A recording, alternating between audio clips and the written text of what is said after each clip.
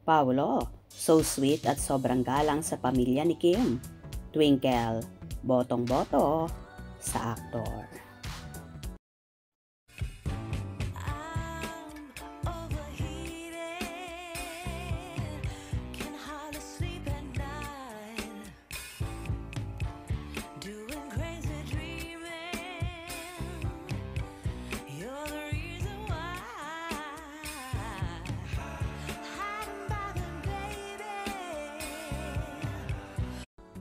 Maraming natuwang Kim Pao fans sa kapamilya actor na si Paolo Abilino.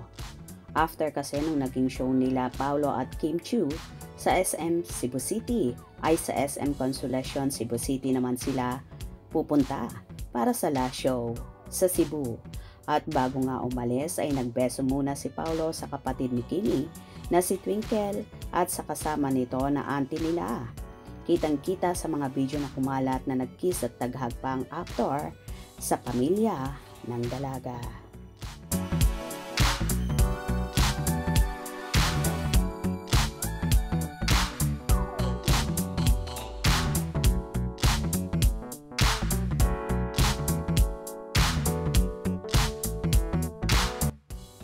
Narito naman ang ilang komento ng mga fans.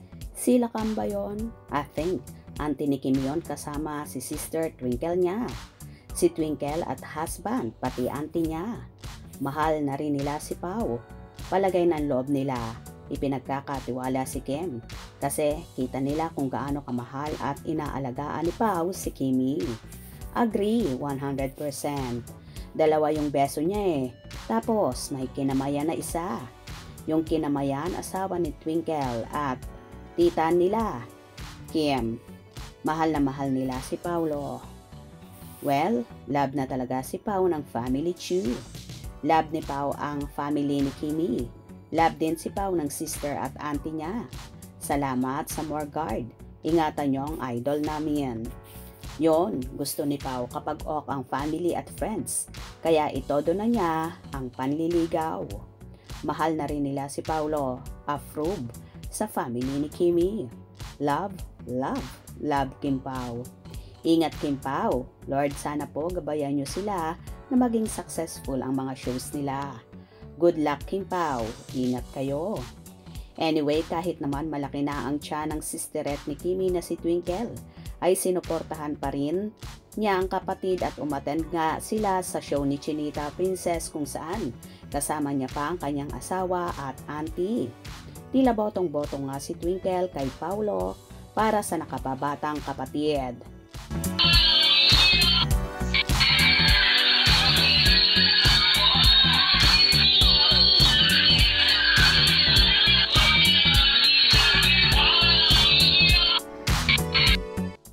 Sobrang maingat, magalang at mapagmahal naman si Paolo sa pamilya ng actress, kaya naman lalo siyang minamahal ng kapamilya at kamag-anak ni Chinita Princess.